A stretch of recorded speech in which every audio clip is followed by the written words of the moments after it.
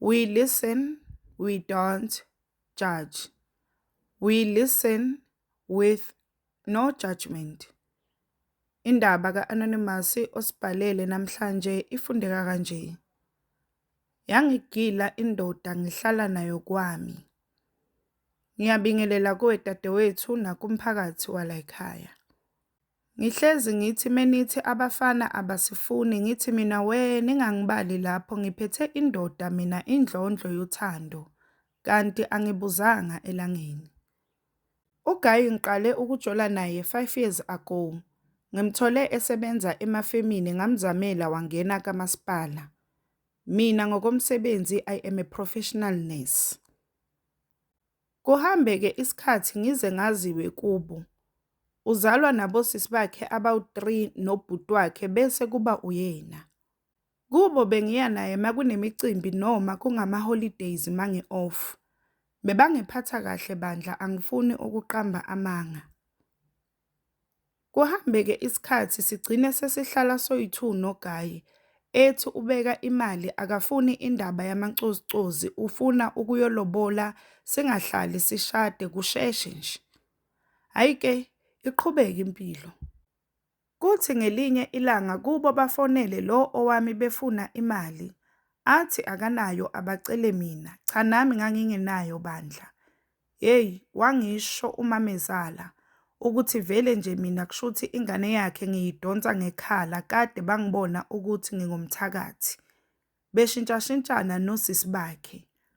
Ngaze nganquma ukuthi cha phuti uma uyakini mina ngeke ngiphinde ngilibhade. Vele-ke bese ngingasayi. Kuthi ngelinye ilanga uBeyi afonelwe inamba thizeni ayiphendule ayifake ku-loudspeaker athi hello. Athi uGeli mzala unjani kodwa ukhuluma nosibanibani. Ajabule lo owami athi hayibo mzala angisakwazi ngikhona. Bebuzane nje nempilo aze afake nami phakathi umzala ukuthi uphi usikoni wami. Ngibone esenginika ifoni uBeyi ngiyiphenduleke ngithi hello. Aphendule uGeli azichazeke ukuthi mina ngiyingane ka-anti wabhebi wakho. Ukuthi nje asizwani nosikwiza bakho nomamezala wakho kodwa ubhuti simkhonzile. Ngithi kanti bangabantu abanjani abafunwa ngisho nawumndeni. Athi yo bakhohlakele kabi-ke labo. Hayi nami-ke ngisho ukuthi ngibazi kahle. Hayi kuhlekwe nje kube nje yaya size si-exchangeane ngamanamba. Siqale-ke sifonelane nomzala sesiyazwana nje kakhulu ngize ngimxoxele nezinto ku-WhatsApp masixabene noGayi athi uzokhuluma naye. Kuthe ngenye iweekend ekhaya kwakunomsebenzi angihambise uBaby kube kuhle Sunday ngibuye kuklini engathi khona obeklina endlini. Nginganaki Monday ngangizongena u6 ntambama. Hayibo emini ngithole amaphashaphasha ngaphansi kwestand se-TV. Ngifonele lo owami lapho ngangidinweni indoda yaphika isiZulu. Ngaze ngamshuthela wona washo kona ukuthi akunamuntu wesifazane oke wafika yena nje ubehleli nalaba asebenza nabo bebuka ibhola bephuza. Kungenzeka ukuthi kukhona kubona obewagqokile uthe esedakiwe wawakhohlwa. Ngathi ucansi ngiyingane ngavele ngayowashisa noma efona-ke bengiyiziba ikholi yakhe ngamtshela umzala ukuthi usenzeni umzala wakhe. Akadinwanga kanje esho kona ukuthi angimthungathe lo mnikazi walamaphashaphasha khona sizomhlasela. Yonke nje leyo nto ngimtshela ukuthi mina ngiyaphuma nje kubhuti wakhe. Angincengeke ngize ngivalelise ngoba bekumele ngilungisele ukuya emsebenzini. Ngihambe-ke uGayi uloku uyafona ngimziba nje asende ama-message ku-WhatsApp ngingamphenduli. Kodwa umzala ngangimphendula. Kuthi ngakusasa ngathi mangiphuma nangu lo owami uzongilanda emsebenzini uthi uzolova ufuna sikhulume lapho ukhala izinyembezi. Athi mhlampe kubangani bakhe khona obethunywe abakubo ngoba vele basidlela umona warawara. Asho nokuthi umzala naye umthukile washo nokuthi Yena ubethi ungcono kunabantu bakubo ngalokho akasafune lutho oluzomhlanganisa naye ngoba uhlukumeza mina. Athi esuka lapho athi nawu ukhiye wemoto angihambe ngiye endlini ngiyolindela izindaba ezimbi, ngoba naye uzoya kozibulala njengomfana abebasebenza naye, kodwa akakubhalile encwadini ukuthi kungablenywa mina, kubo abajabule ngoba intando yabo isifezekile. Lapho ukhala kuze kubhamuka nebhelunde lefinyila, asho aphuma avale isicabha. Ngimjahe ngithi akehlise umoya aze athambeke sibuyele emotweni sibheke endlini. Sifike endlini ngenze ukudla sihlale phansi sidle masiqeda athi asiye kogeza soyi-2. Sihambe-ke sigcine sivula inkonzo khona kwishawa. Ngakhohlwa nya indaba yamaphashaphasha abathi bazama ukusiqhatha ngawo. Athi emini angifonele umzala ngimtshele ukuthi sese-right. Nangempela ngifone ngimtshele wamemeza umzala wathi akehlulwa lutho uJesu. Nami silima ngithi abakhohlwe laba bathi bazama ukusixabanisa angeke balunge. Sixoxeke nomzala kube mnandi kube njeyaya. Siqhubeke isikhathi kuthi ngelinye ilanga uBheyi angitshele ukuthi kunomsebenzi kubo. Ngithi mina ngeke vele ngiphumelele, athi kushuthi naye akayi uma ngingayi mina. Ngithi no iya and ngifuna ukubabasela ngizothenga izinto ozofika nazo and ngifuna ufike ugqoke izimpahla ezintsha umuhle.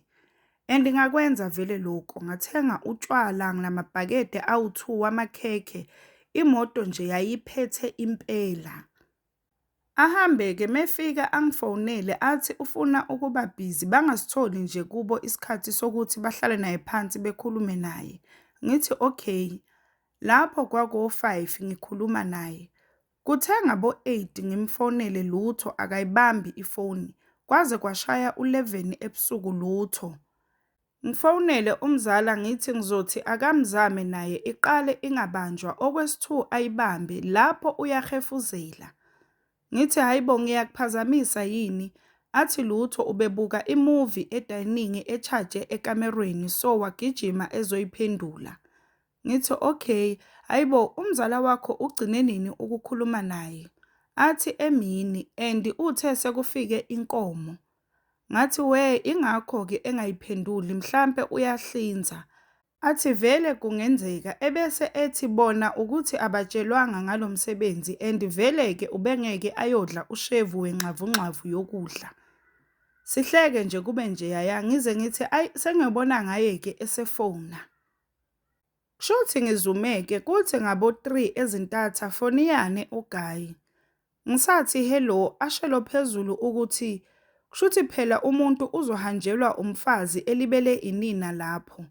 Ngizwe kungathi kukhala isicabha la engena khona. Ebese ethi mama usulele yini? Ngithi ehe. Angithi phela wena awuphenduli ifoni. Athi sorry mamasi ukuthi ngivele ngaba busy kwafika nenkomo base babona ukuthi vele akuqale umsebenzi ihlinzwe. Basebenza nezosoke yonke nje leyo nto uyaxolisa. Ngithi kulungile kodwa uright la ukhona. Athi yebo ukuthi nje ngikhathele and kumele ngisheshe ngivuke. Ngithi ayi okay-ke. Athi othi ngithi ukuthatha isithongwane sokhuluma ekseni mama ngiyakuthanda yezwa kuvaleliswane-ke. Kanti umuntu ubhizi nemikhuba yakhe hey ngoba abafana Jesu. Kuseke ekuseni ngivuswe ikholi kamzala abuze ukuthi ngigcine ngimtholile yini.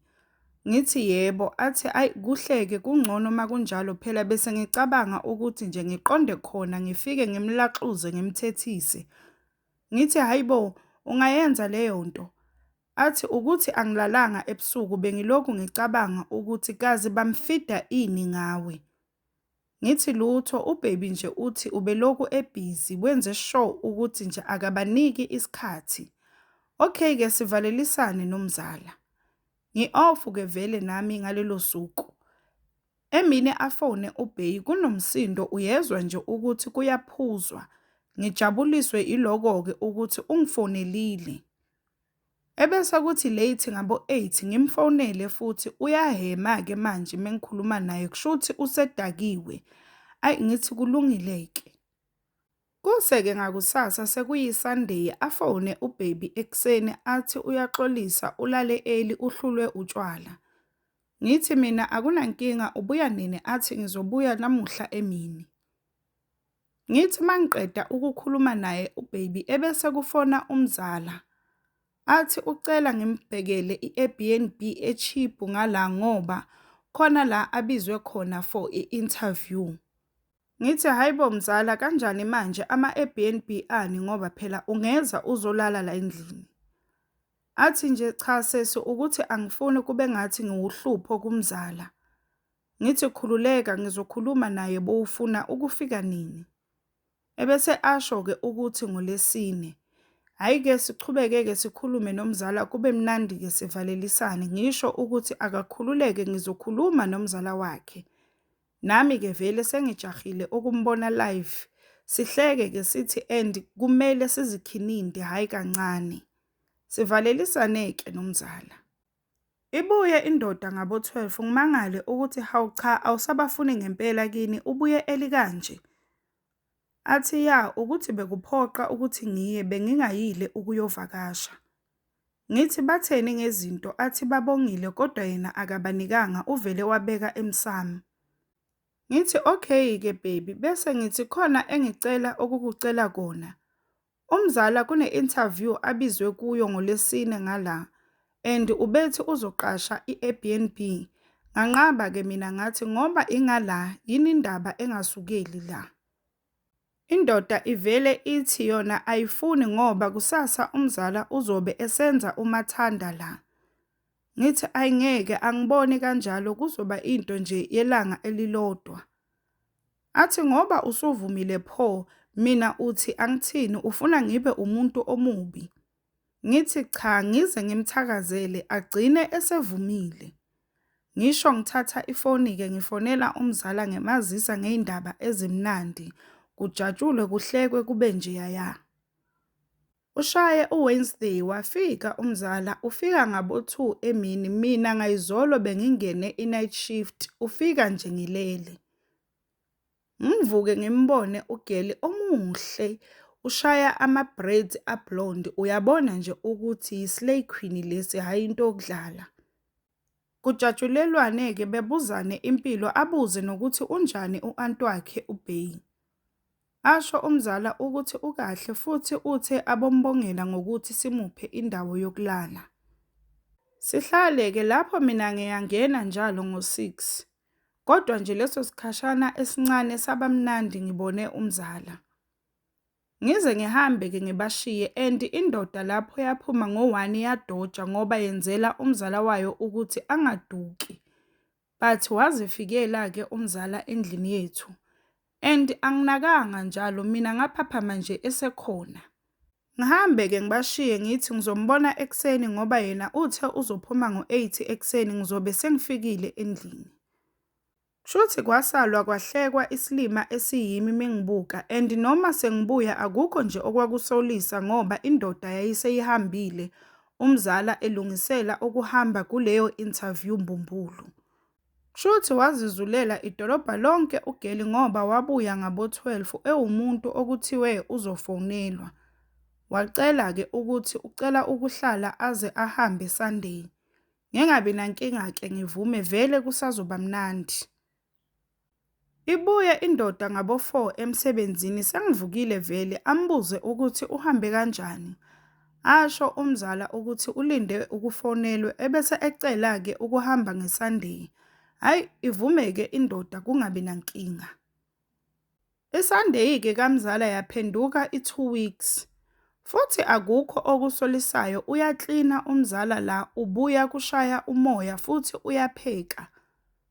Kuze kuphele i3 months-ke sinaye umzala mina Slima angisoli lutho.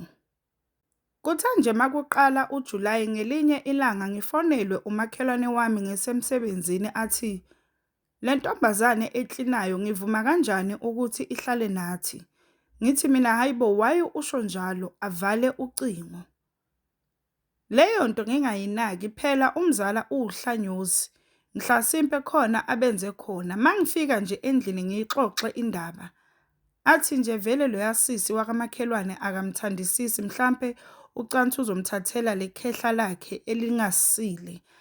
Siyihleke nje indaba. Kuthi ngelinye ilanga ngingene i-night shift, umakhelwane wami afike emsebenzini kwakuyoshaya u-12 ebusuku.